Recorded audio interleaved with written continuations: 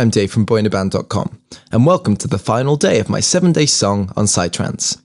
Yesterday, we discussed arrangement of the song, and today we'll be adding the finishing touches to mixing it, then bringing it up to a nice level with the mastering tools in Reason 5. When you're mixing, make sure you're mixing on a pair of flat response speakers if possible, since overly bassy hi-fi systems or regular old PC speakers will end up giving a false representation of the sound.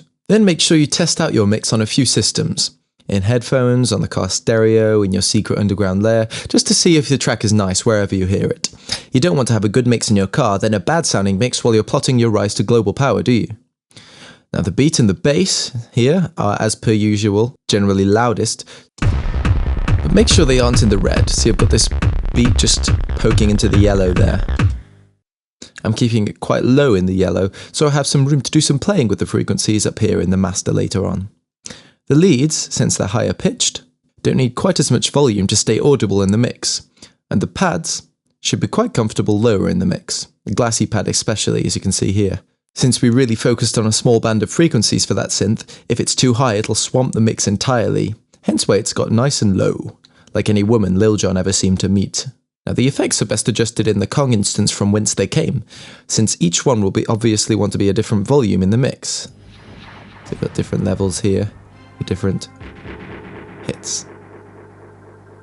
And those reverses can be a bit of a pain to mix, since they often end up being too quiet to start and too loud to finish. If this is the case, get your friendly neighborhood compressor on the case and squash it a bit in a Kong effects slot, just like that. The other thing to think about is stereo space. The Janist Monk pad, for instance, due to the excessive chorus that we added to it, has quite a wide sound, so where we might have worried about its frequencies clashing with that of the bass, with the lower notes it plays, it's able to sit in the mix without causing too much of a fuss, since it's quite happy to stay on the periphery of the sound.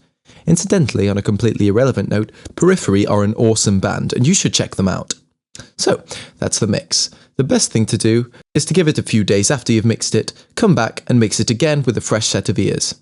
Not literally, since ears are quite expensive in today's economic climate, but a fresh perspective can help you identify things that are dodgy that you might have got used to from excessive listening in the first mix attempt.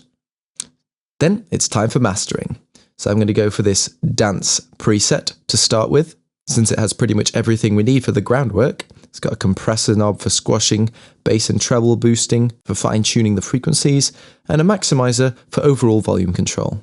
So I'm going to set the compressor to just over a half, just to squash it for the clubs so the volume doesn't lag behind the rest of the songs out there.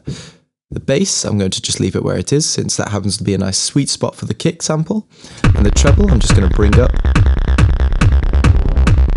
just to brighten it up, though if you're finding the track too exhausting to listen to, especially when later on when the hats start to come in, you might want to just bring it down a little bit. The high end can be quite dangerous if you're too excessive with it. And lastly is that maximizer. I'm going to leave it alone because it's quite a nice level as it is, and if we open it up with the show devices, we can see it's limiting here with the 4 milliseconds look ahead. So,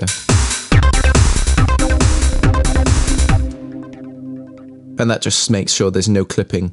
We can see that the volume is staying near to the top of the output level there. So it's doing its job nicely. If you're worried about the lack of dynamic range, i.e. the punchiness of the kick drum, don't compress so much. The song will be quieter, but when you boost the volume of the sound system to a comparable volume, it'll feel 10 times punchier. Take a listen to it without the compressor on. And with it on. You can see the difference here. The kicks are still hitting the 0 decibel mark, but the rest of the song is much quieter, and that's what the compressor does, just squashes it to a consistent level. Unfortunately, since it isn't possible to tell every DJ that plays your track to make it much louder than all the rest of the tracks, you might have to sacrifice this dynamic range for the volume to compete with the volumes of other tracks in clubs. Such is the eternal fight between volume and punchiness. So many casualties. Anyway, that's about it for the mix and master, so tune in for part 2 where I'll be playing the final finished song.